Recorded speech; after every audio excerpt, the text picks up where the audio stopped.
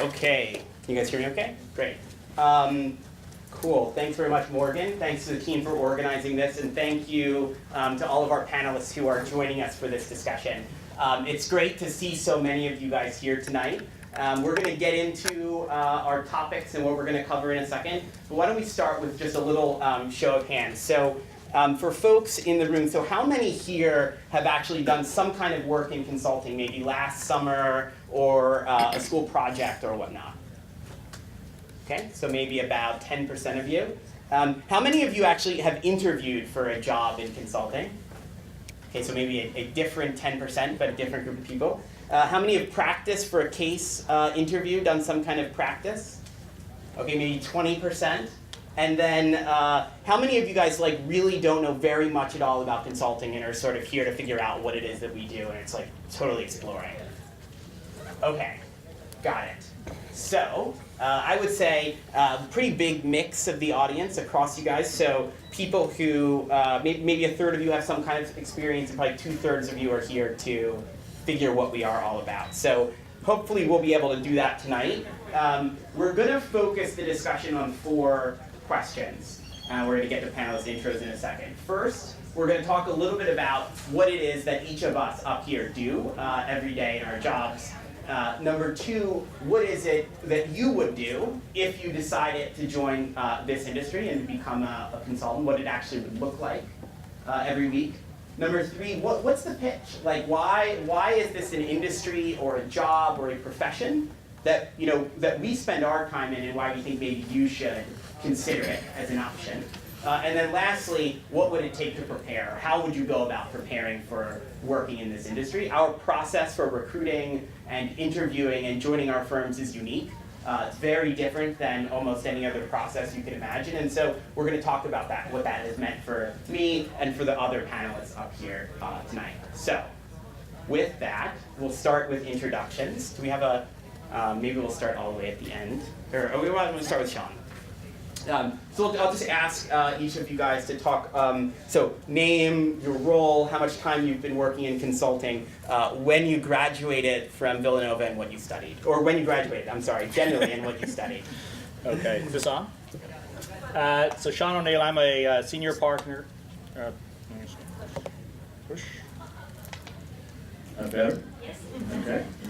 So Sean O'Neill, I'm a partner at Bain. I have been doing this for 25 years, which is probably older than, longer than anybody in this room. So that's either a good thing or a bad thing. I basically run the insurance and financial services practice at Bain Company and sit on one of our major governance bodies. So it's like an operating committee of the firm, basically. So I've spent, as I said, 25 years in this business, mostly in North America, but I've worked in Europe and Asia. 1987, graduated Villanova and studied economics. Thank you. Good evening, everybody. Mike Giarusso. I'm a partner with EY, based in Boston. I've been with EY for just over 16 years now. First 15 years were in New York, moved up to Boston last year, where I now lead our financial service advisory practice in New England. Graduated from Villanova in 2001. I actually had an internship with EY the summer before my senior year. I got the job offer and accepted it, so I've been with EY since before I graduated from Villanova. Always in advisory, always in financial services. So looking forward to the discussion today. Hi everyone, I'm Katie Kelleher. I'm an engagement manager from McKinsey out of our New Jersey office. I have been at the firm about 3 years, spend all of my time serving clients in pharmaceutical and medical products field. I graduated undergrad from Lehigh, actually, in 2008. My major was in chemical engineering. I worked in pharma for a while, and then came to Villanova to get my MBA, where I graduated in 2014, and then I've been at McKinsey ever since. Hi everyone, my name is Caitlin Hirsch. I'm a consultant from Oliver Wyman, and I work in our New York office. I graduated in 2016, so I was in your guys' shoes not too long ago, and I'm excited to answer any questions that you have today. Hi everyone, my name is Rachel Cohen. I have been working at Deloitte's technology consulting practice for 3 years, since 2014 when I graduated from Villanova. I've come to recruiting events quite often. I know I recognize some of you, you're probably sick of hearing from me, but I'm really excited to be back. I love coming back to campus.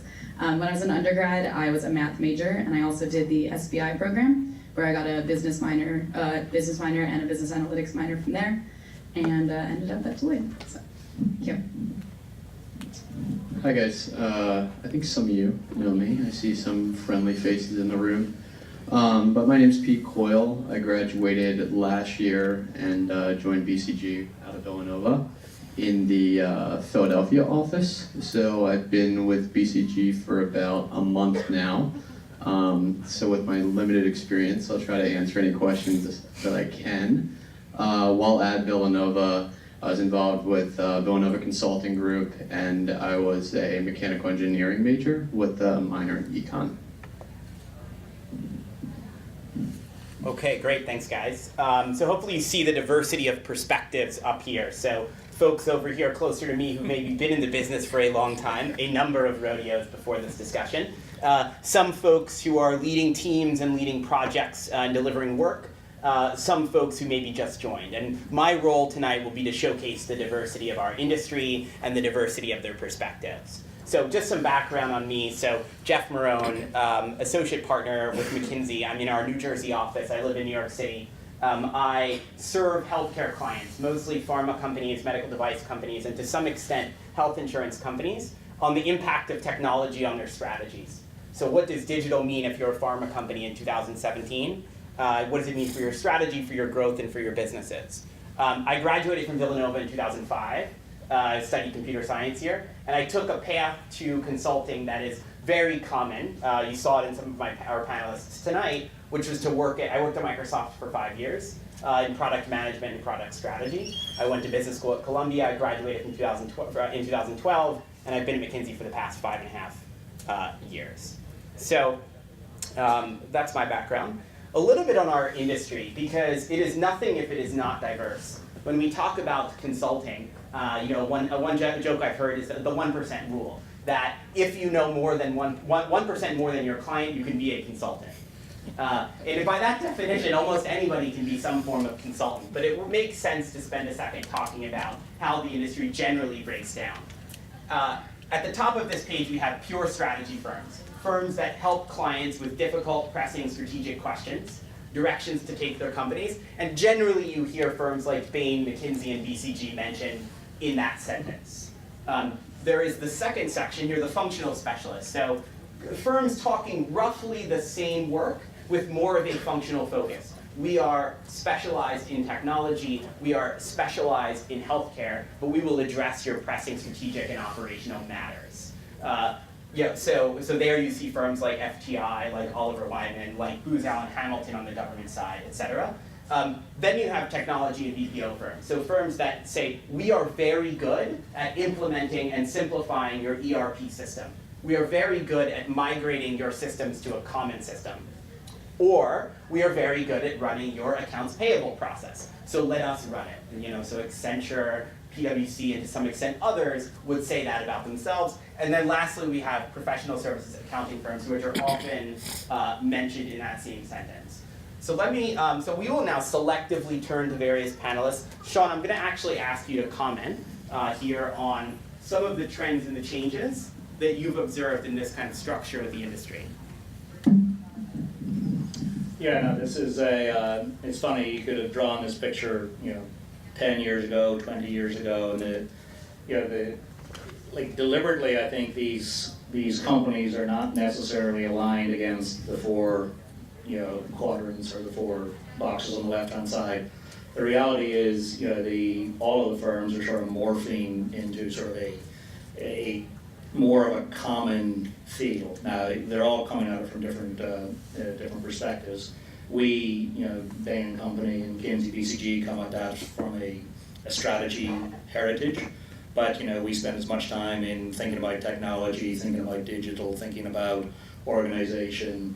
Obviously, EY, KPMG come at it from an accounting heritage, but very much we end up, like I would say on this page, I personally probably competed with every firm on this in some shape or form at some point in time. So that the one takeaway is it's useful to sort of know the history a little bit, but the reality is probably there's a lot of commonality between these firms. And the reason that's important is as you sort of think about what you want to do in consulting, you can find what you want to do in a lot of these different firms. There's strategy opportunities at Accenture, there are strategy opportunities at Bain & Company. There are technology opportunities at Bain & Company. There's technology opportunities at McKinsey and at Accenture. So it used to be a lot more, if I wanted to do technology, I had to go a certain direction. If I wanted to do strategy, I had to go a certain direction. The reality is, if I'm sitting in your seats, this is a big waterfront and there's a lot of opportunity in it. So don't be discouraged if you don't get the job that you want in one of these firms, and B, think about it holistically, because you're going to migrate to different things in all of these firms. So it's definitely evolving. Thanks, and you passed down. So Michael, we had a discussion before the panel a little bit about EY and how you maybe are the only one from the panel representing that portion of the industry. Can you just comment on how you think about consulting? Yeah, that's right, and I agree with Sean's point. I was thinking the same thing as far as what we're starting to see, and what we have seen is the strategy firms starting to move their way down towards implementation, and some of the firms that are more known for implementation being the Accentures, the professional services firms, the UIs, the KPMGs, trying to move their way up into the strategy. You saw PwC purchase, I'm blanking, they bought Booz, right? And then EY, we bought Parthenon, which is a strategy consulting group. So you're starting to see it move up and down in a vertical integration. So from an EY perspective, with professional services firms, what we're able to leverage is a lot of our vast networks through our other services, through audit, through tax, and the relationships we have with the various functional lines, as opposed to when I think of some of the strategy firms, they really integrate at the C-suite. They're talking to the CEO, the heads of businesses, starting with the strategy and then figuring out the implementation. A lot of from the bottoms up kind of view are entering through the functions, through finance, through risk, and looking at how the business processes themselves and how they're implementing that strategy. And then trying to marry the two is really the magic of what consulting can do. Taking that strategy and making it real is the ultimate goal of any consulting firm. Great, thanks very much. Okay, so that's what we need to say about how our industry is structured. Let's get to the work that we do and the examples of the work that we do. I think it's the best way to see what it is that consulting is all about. And I'm going to turn to our panelists in a second for an example of strategy work that you guys have done. Just roughly speaking, all of these questions up here are difficult, high-stakes questions that Pfizer or Citi or any major company would face on a daily basis and would call in one of our firms to help them answer. How do we design and execute a better digital strategy? To what extent does our cost structure create an opportunity for us to improve our profitability? How do we maximize the benefits of our proposed merger, right? What are the real synergies between these two companies? We have a division that is struggling. Should we try to fix it? Should we divest it? If so, how do we execute them? These are just some of the examples. But Katie, can we go with you here for an example of a strategy project that you've done? Sure. One of my recent projects was working for a client in the pharmaceutical space who was undergoing a merger. And I was working with the COO of the company to help understand what should our new operations organization look like, what should our new manufacturing network look like, what should our new supply chain network look like, which locations do we want to manufacture different products, which products do we want to manufacture ourselves, which do we think we want to outsource to a contract manufacturer, and what does that all look like, and then what would the implications be in terms of synergies for the merger deal. Great, and maybe Rachel, would you be able to comment on a different example? Sure, I can give, actually, I'm thinking more of a, I guess, technology example. All my projects have been pretty technology focused. I was kind of brainstorming what might be the coolest one to share. So right now I'm working at a financial services client, a credit card, very, I guess, popular credit card company. But they're also very, very, very focused on technology and improving their technology. So for example, what I'm working on and really focused on right now is when not huge companies, but small or maybe startups, medium-sized companies are applying to get corporate cards with this company, my client. How can we make that process as fast and as seamless as possible from the customer's point of view? You don't want any technical issues. You want it to be extremely easy, very user-friendly. And at the same time, we want it to be really, really fast. A lot of these customers, they want corporate cards in their hands as soon as possible. But in order to make that happen, we have to deal with a lot of risk systems, fraud checks, all sorts of connections to other systems.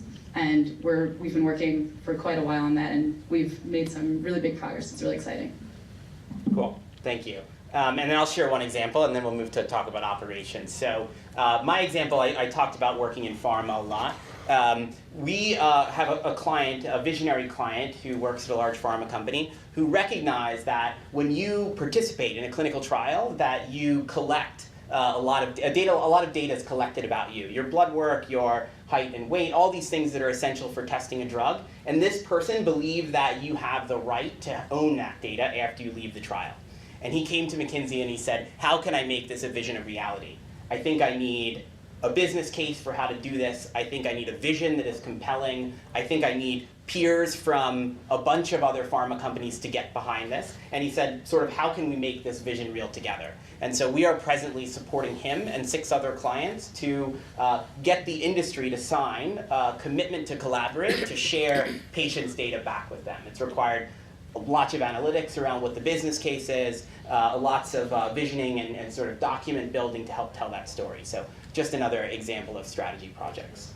But the challenges that consultants are often called on are not just strategy. There are operations topics with similar high stakes. So how do we change our org to be more effective, right? Who reports to who? How are these divisions structured? These are very high stakes questions. How do we select and implement a new software platform? How can our sales force be more productive?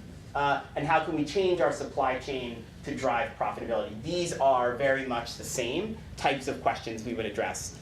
Maybe Caitlin, could you comment on an example of an operations project you've been a part of?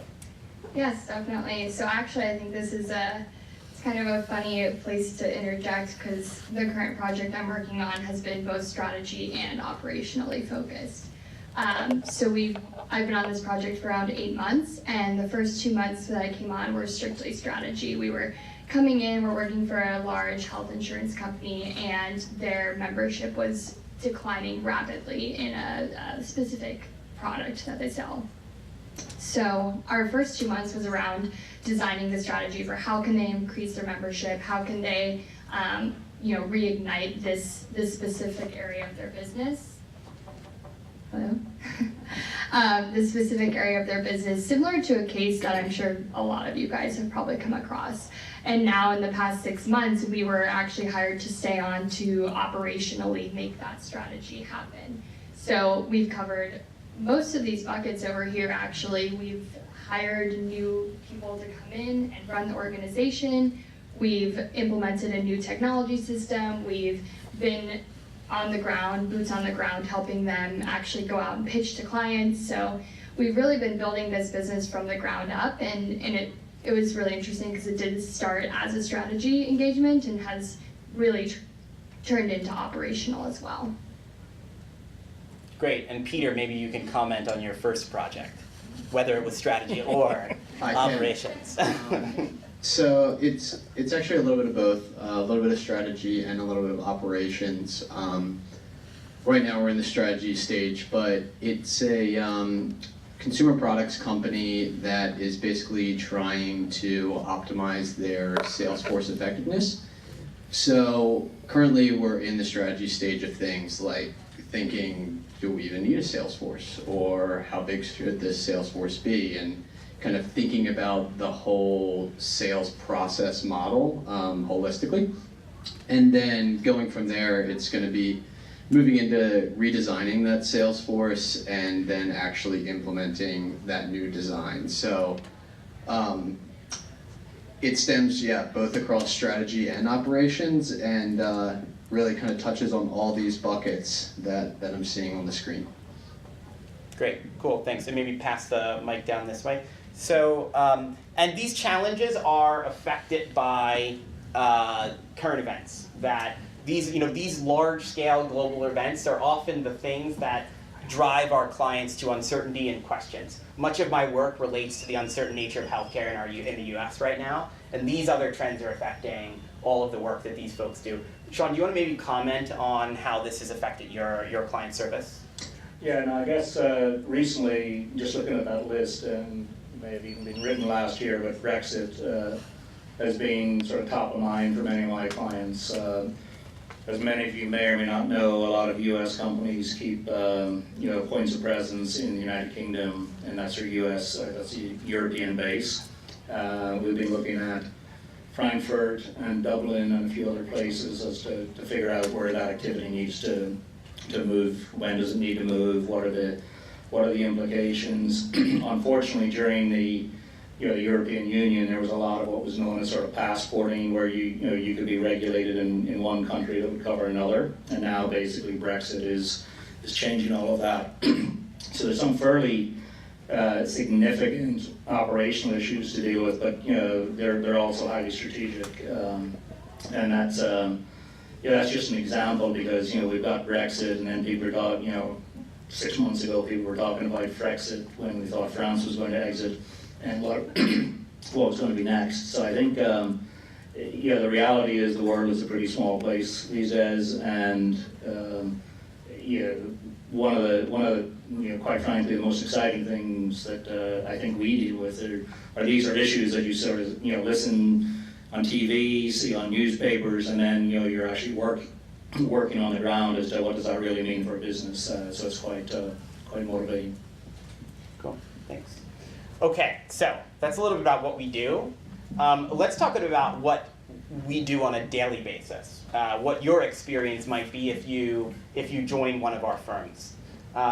So first, let's talk about sort of what your role would be, and this is really in my role all the time, right? There's a big piece of it that's about solving the problem, coming up with a problem statement, hypothesizing about what it could actually be, coming up with, running an analysis to actually figure out the situation, developing recommendations. 2, talking to clients, so helping clients understand the analysis, understand the answer, think through whether it's the right answer, how it could be better. And then also collaborating with the team, right? So none of our insights are developed by ourselves and independently. They are refined and shaped by speaking with the partner on the project, speaking with the manager on the project, speaking with experts on the team, etc. That's a rough grounding of what they are. These all translate into skills that we hope that you would develop and pick up as a consultant. And so maybe, Rachel, maybe you can comment on some of the skills that you feel like you've developed in your work in consulting. Yeah, definitely. I'm really looking actually at the counseling clients one the most. I was just getting the feeling, I've been with the firm for 3 years and consulting for 3 years. Sorry. And I was just thinking how I just recently really felt like I could be like that advisor to my clients. I guess when I started as an analyst, and I'm sure a lot of people when they first start, you're kind of like, I'm fresh out of school, how are you hiring me to tell you what to do? And there's plenty for you to do, and trust me, it's great. But for right now, the client that I'm working with, the project that I'm on, I have a lot of different clients, but I'm really one-on-one with one most of the time. And I'm on the phone with her a lot, and we work together all the time. And I'm no longer afraid to say, I actually think this is a better recommendation. I mean, just today, I was literally on the phone with her, and she said, I think we should have these 3 pop-ups. And I said, I think that's too much. I definitely disagree. Let's talk through it. I think, as a user, I don't want to see it's too much text, and, I can talk her through that. And that is one of the main skills I think that I'm working on right now, and I feel a lot more comfortable doing. Great, thank you. And Michael, maybe you can comment on, as someone who's been in this industry for a long time, what learning and development looks like for you now. For me, even now, I think So on the prior slide, we talked about the challenges. One of them was technology disruption. So as someone that's been in the industry for some time now, we're starting to see that shift in financial services is usually one of the laggards in adopting newer technology. It's a very old industry, so to speak, especially the larger players. And what I've started to see and what I've had to get smarter on so I can then help my clients is what are the new trends, what are the emerging trends that our clients need to get out in front of. I can think of a story with a old school Wall Street broker-dealer, wealth manager, and they saw a problem in their demographics. They said, well, we have relationships with our high net worth individuals, and they're getting older. They're going to pass on, they're going to pass their wealth down to their next generation, and we don't have a relationship with those people. How are we going to capture that? They are not looking for the same type of service as our current customer base. So how do we penetrate that market? And we've been helping them not only design that strategy, but then the actual platform and tools to go out and actually capture that market. And this is now they're building out a robo-advisor, a digital advisor, similar to Betterment and those types of guys. This will be labeled under their brand, and it'll be a way for them to penetrate the next generation and hopefully maintain that relationship. So us getting smarter on what those trends are, what the next generation is looking for, has been key for us to advising our clients. So learning and development is really just staying relevant to what's happening in the marketplace, what's happening with your own industry. And I'm sure my colleagues would agree, if you're in healthcare or if you're in insurance, that's what you need to stay out in front of, because that's what our clients rely on. They bring us on board because we have that breadth of view across the industry and of what's coming down the pipe. They're very focused on their company and what they're trying to accomplish. We can bring the wide-angle lens to their business. Great, thank you. Katie, we're going to go to you in a second. I'm just going to set this up for a minute. So guys, Katie is with McKinsey, my firm. She's an engagement manager with the firm. It means she leads client projects. And so that means that on any day, 3 to 4 consultants look to Katie for direction on the project. Maybe 2 or 3 partners look to Katie as how things are going on the project, what the answer is. Not the partners with the answer, but actually Katie with the answer. And clients look to her for the daily leadership of the project, right? The center of gravity around the project. Katie, maybe you can comment on what skills that requires for you and what they've developed for you. Make that sound very important. Yeah, it's a great role because it really does help. You really are developing a lot of skills. So for one, I have a team of analysts or associates that are on my team and looking to me for direction. So it's a lot about how do you develop them and make sure that they're building the skills that they need to move on in their career. So it's a lot of people development and teaching and coaching and mentoring, which is wonderful. From a client standpoint, it is a lot about becoming that real client counselor. So how do you build trust with ever more senior clients, and how do you build that strong trust-based relationship?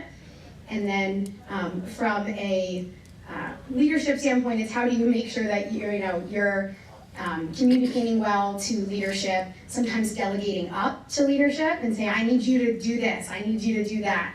So these are all skills that I think you need in any job, very important in consulting though. And then at the same time, you own really the whole problem. So whatever it is that we're working on the project, all of it is on my plate, whereas I'll have a team of people who will each own a portion of it, and they'll own that and drive that, but then ultimately it all sort of ends with me. So I'll meet with the people on the team and we'll talk through what they're working on and we'll problem solve on it together and really just brainstorm on how do we answer this question or what data do we need. So it's a lot of really critical thinking as well. Great, thank you. And if you listen to what Katie and her colleagues set up here, we used words like synthesis, running the team, leading the problem, etc. We didn't talk as much about like what should a payer strategy be, what should a media company strategy be. There was a little bit of that, but underlying that is that we would expect most of these guys could do those things in almost any context. So if on Friday, Katie is leading a team at a pharma company, we would expect that she would be able to do those same things if they were serving the US Treasury Department the next week. And so I think those perspectives we just heard from underscore at least why I think this is a very, very valuable profession in developing you as a manager and as a leader. Okay, so now let's go into a week. So this is a little bit of an illustration of what a typical week could look like in consulting. So Caitlin, I'm going to go to you in a second to hear about your typical week, and then we're going to go to Peter in his first 3 months at the firm, what a typical week looks like. But there's a lot of it around analysis. So develop the hypothesis, put survey data into slides, send it to your manager, see what he thinks of it, review them with the client, break the results up, etc. A lot of time with clients, right? Helping clients get ready for the discussion itself, the actual discussion with the clients, the steering committee, sort of where it all comes together, etc. And then a bunch of time coordinating across the team. When we go to this meeting, this client steering committee update, we bring a document that is our firm's perspective, that reflects all of the views and all of the thoughts of our team and our partners, our managers, etc. And so all of this dark area is the effort to bring all those perspectives together. But that really doesn't get to what 9 to 5 or 7 to 11 looks like. Caitlin, can you comment on your typical week? Thank you for that tee up there. Yeah, so the first thing that comes to mind when I look at this is definitely a lot of time with the team. I feel like, especially having been at the firm for a year now, I spend a lot of time talking with my manager, with other team members, talking about what the next steps are, and then going and actually executing against those next steps. And when your manager kind of sends you to go do something, it's not, okay, come back to me in 5 hours. There's a lot of collaboration that happens in between there as well. So I guess I can talk a little bit about, what exactly are these tasks and kind of what skills I've developed over the past year. So I think when I first joined the firm, it's kind of a lot to take on your first couple months. You're learning how to manage emails, you're learning how to write emails, how to sit in on meetings, take notes, those kinds of things. And then quickly you start to progress into the more complex skills such as modeling, creating PowerPoints, whatever the case may be, whatever your project needs at the time. You'll be surprised by how quickly you can adapt to what the project needs from you. But I would say most of my time now, having been at the firm, is spent doing different types of qualitative analyses, usually in PowerPoint and formal documentations, and then also spending a lot of time in Excel analyzing large data sets. On my project right now, it's for a health insurance company, so we look a lot at government health insurance data and looking at their enrollment and different metrics across the client. So Great, thanks. Provides a perspective. Thank you. Peter? Yeah, so I would start at even like kind of a higher level, just for those of you guys that don't know what like the typical where you're located Monday through Friday looks like in consulting. So this differs by firm quite a bit, so we can each comment on that individually when you guys come to ask us questions. But at least at BCG, Monday through Thursday, I'm at the client site. So Monday, I'm currently getting on a train, going to the client, get into the client by about 9 a.m. And then Thursday, late afternoon, traveling back to Philly. Hopefully a pretty light day there, and can actually like catch up with friends a little bit on Thursday. And then Friday's in the home office doing some work. And then what I was really surprised about, even having just been at the firm for about a month, is how much is going on Fridays, right? So every Friday I'm in a training, or and the trainings are really good. Like, don't even moan at training. It's like, these are really good. You can get a lot out of the training.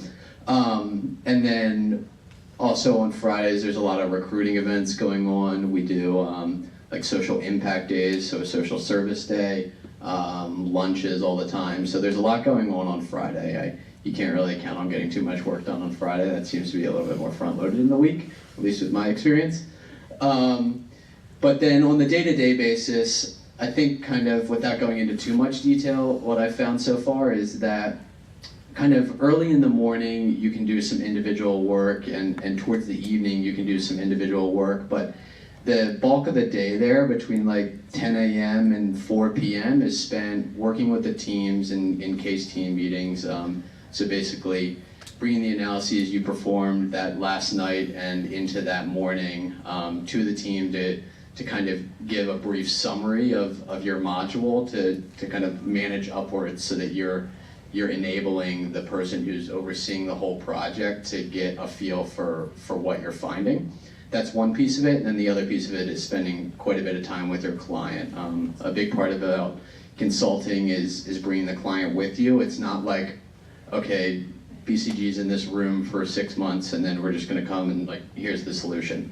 It's a lot about, this is what we're finding, how does that sound to you? Does that sound right? Are we totally off?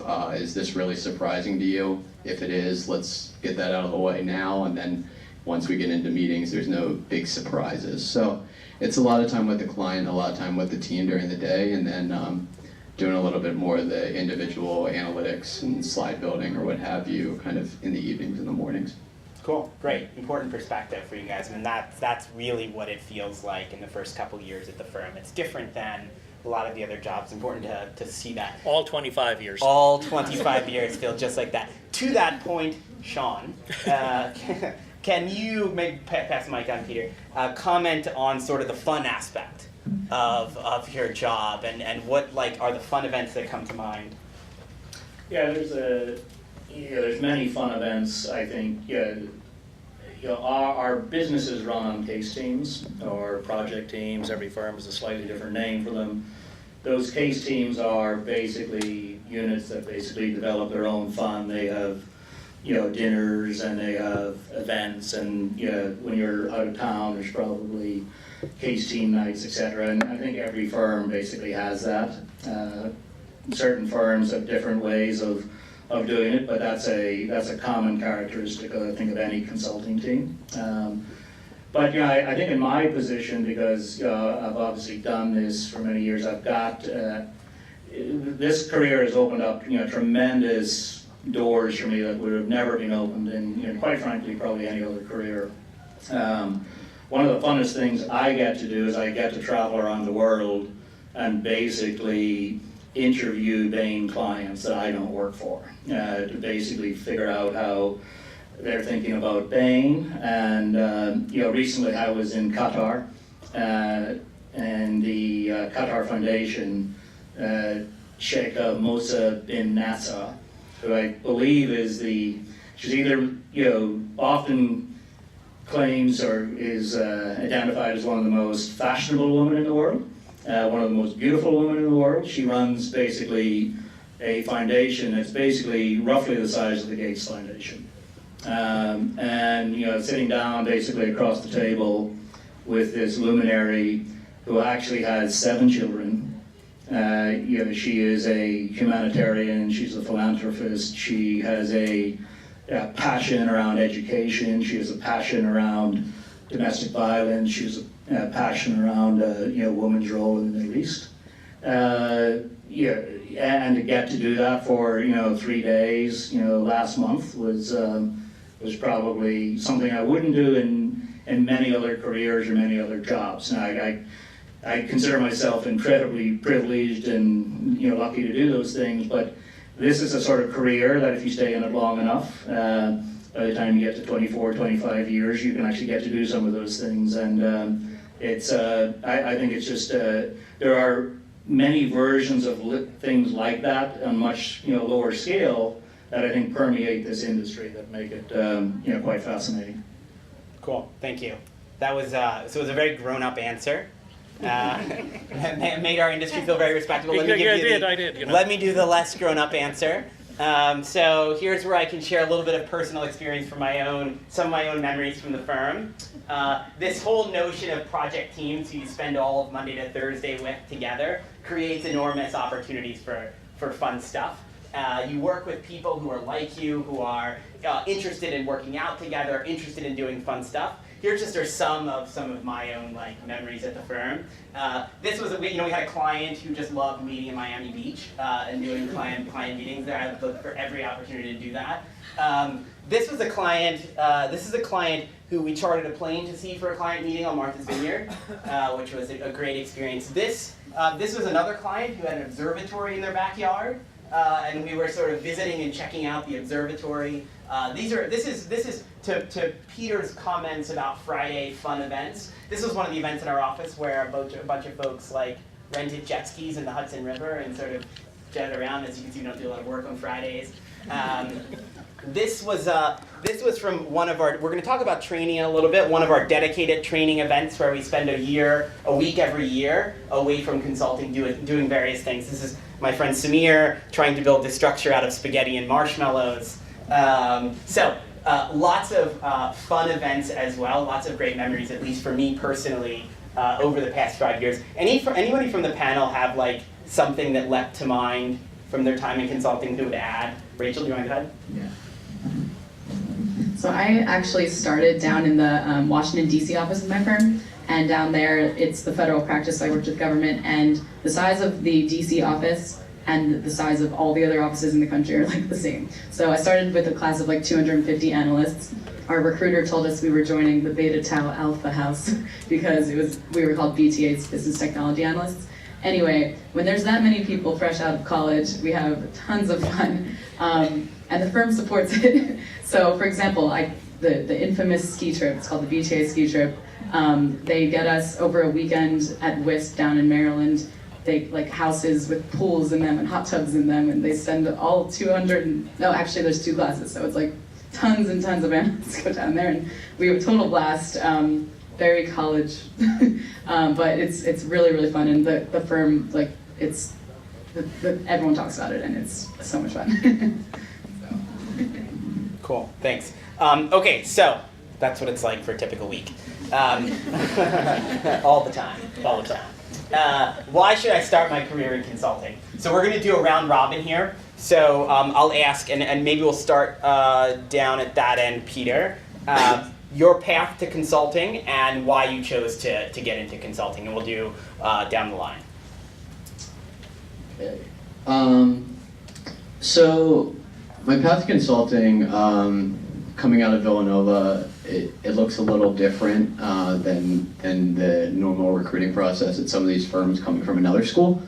However, I think we're working to change that, which is very exciting. That's why we're all here. But basically, the recruiting process begins with internships, right? So really kind of looking to either, if you're fortunate enough, get an internship at the place that you ultimately want to end up. That's goal number 1, right? Or goal number 2 is to really start to think about aligning yourself for getting where you ultimately want to be following graduation. So what that looks like in my mind is basically trying to develop a skill set that you can speak to in the recruiting process for consulting. And I think you've seen through this that there's so many skills that go into consulting that you can do almost anything to get that. So if you work in some sort of company where you're very client-facing, you can learn how to manage client relationships and speak to people. That's something very tangible that you can speak about in a consulting interview that would serve you well. If you work in finance in some way, shape, or form, you can talk about your skills in Excel and data analytics broadly. So that's kind of the first piece, is starting to think about setting yourself up if you want to do this long term. And then the next piece that I'm sure we're going to get into down the road is case interviews. And there's definitely some process to how to prepare for a case interview. And I don't want to get too far ahead. So yeah, we're going to get to that. Okay. Yeah. So yeah, there's a big chunk of time in there with preparing for case interviews, but we'll come back to that. So skip that part for now. But I ultimately decided to do all that stuff to get into consulting for a lot of the reasons that we talked about up here. There's just awesome experiences that you can have in consulting that are pretty hard to find elsewhere. And most specifically is it's really hard to replicate some of these experiences at our age in other industries. So, for example, I've been on this case for a month, and I'm working with like the president of the U.S. for our company. So he's a direct report to the CEO, and I'm working with him quite often. So that's a really cool experience that is pretty difficult to find in other industries, from what I understood. And coming out of college, I really wanted to have a career where I felt like I was getting a lot of responsibility right from the get-go, and I think that kind of little anecdote there tells you that you can definitely find that in consulting. Like, if somebody's trusting you to talk to the head of the U.S. Business for a pretty large company, then it's your responsibility to be prepared for that meeting, so you really do get a lot of responsibility right out the door, which I really like. I actually Villanova invited me to this Women in Technology event 2 years ago to speak about the weird path I had to consulting, so I actually gave a little speech on this. I'll give you the short version, but again, I was a math major, and it took me a long time to even declare that math major because I was so, I had no idea what I wanted to do at all. And I actually didn't want to be a math major because I thought that you had to be a teacher if you were a math major. And then I later learned that actually, it shows that you have a logical mind and you kind of are open to a lot of different opportunities. Choosing my major was an issue, choosing my college was an issue. I get to September of senior year and choosing my job is obviously an issue too. I think it was about a week before Deloitte interviews where I was like, oh my gosh, I better apply. Consulting sounds pretty cool, I don't know that much about it. I didn't know if math was the right major for it. I remember actually having conversations with the recruiter being like, I'm not in the business school, am I at a disadvantage? I'm not in engineering, am I at a disadvantage? I said, no, we take basically smart people who can talk to clients for the most part. And I also, the summer right before my senior year, I had an internship. I was in a sales and finance internship in New York. I thought maybe I'll do something in business. I kind of liked it, but the other thing that I really didn't like was that I was doing the same thing over and over again, like every day. And the thing that I really, really was interested in about consulting was the fact that every project is basically like a whole new job. It's, you get in there and you learn a certain amount of skills, and all my projects have been absolutely completely different. I've gotten tons of different experiences, and my mind, I need to move pretty fast, and I really like that. I'm glad that I'm not in one position, just kind of moving up. So that's why I chose it, and it's been going great, and I think I made the right decision. So kind of a similar story. I, throughout college, had internships in a bunch of different areas. I worked in a sales organization, I worked at a tech company, I worked at an investment bank one summer, and when it came to senior year, I also was I have no idea what I want to do full time, and I'm not ready to commit to somewhere where I can't still be figuring that out. So naturally that led me to consulting, where you can be on all different types of projects, you can be exploring different areas of different industries, different types of skills, etc., and not have to commit to something right off the bat. And throughout your career, you can obviously specialize as you start to learn more about yourself, but especially during those first couple years, I wanted somewhere where I could continue to explore those interests. So that was my path to consulting. My path was a little bit different. Like I mentioned earlier, my undergraduate degree was in chemical engineering. When I graduated with my undergrad, I went to work at Mercer Company as an engineer, and then as a manufacturing supervisor and manager, really working in how we actually make the drugs and vaccines that Merck sells. And I really liked that job, but I wanted more. It got a little bit boring. I wanted to have bigger impact. I wanted to do more variety of things within the industry that I really loved. I wanted to do more strategic things than I was able to do in industry. I wanted to learn more than I was able to learn in industry. So that is why I went back to get my degree in business, my master's degree.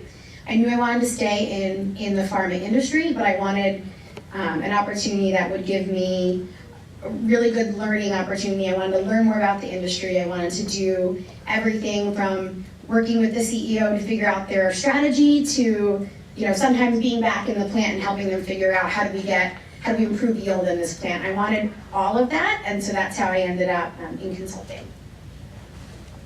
Great. So I guess a common theme is there's no common way to get to consulting. I started out at Villanova as a biology major, but after I got through organic chemistry my sophomore year, I said that's enough of biology, and I switched over to the business school. They made me pick a major even though I'd never taken a business class, so I picked finance. Then that summer I had to take some makeup classes. For accounting, I had to take financial and managerial accounting at the same time. And Jerry Doherty, who is still teaching, and you probably had him, I think he's been teaching here since the 60s, 50s. Jerry Doherty and I had him for 4 hours a day, 5 days a week, so he can be quite convincing when he's trying to get someone to join the accounting school. So after talking with Professor Doherty, for some time, I switched over to accounting, but now it's my junior year and it's time to apply for internships. And all the other accounting majors were applying for auditing internships with the big five at the time. And I applied, and I hadn't heard much I had one opportunity from one of the firms, and then I got a call from the recruiter from EY, and he said, Mike, listen, you have a weird background. This biology, and then you were finance, and now you're accounting for like a hot second. And I was also in the honors program, so I had this humanities, theology, philosophy thing going on. And he said, we had this new group. We sold our advisory practice to Capgemini. We have a little piece of it left in financial services. Would you be interested in being their first intern? And I said yes. And I don't know what to this day brought me to that point, but I think it's actually an attitude that has also made me successful. I think a lot of us successful in being in consulting is the default position is yes. It's not no. We all know those negative people where this will never happen, you can't do that. Like, you don't care what it is, the default is no. I've always had that yes posture, and I think that's led to more opportunities. And I think whenever in consulting, there's so much change, there's so much diversity in what you can do. There's a lot of opportunity to say yes to things and try new things. And the people that are most successful are people with that kind of mindset. And that's, I guess, what I had without even knowing it, because when he offered it, I took it. And now, 17 years later, right? I'm sure I was going to Wall Street.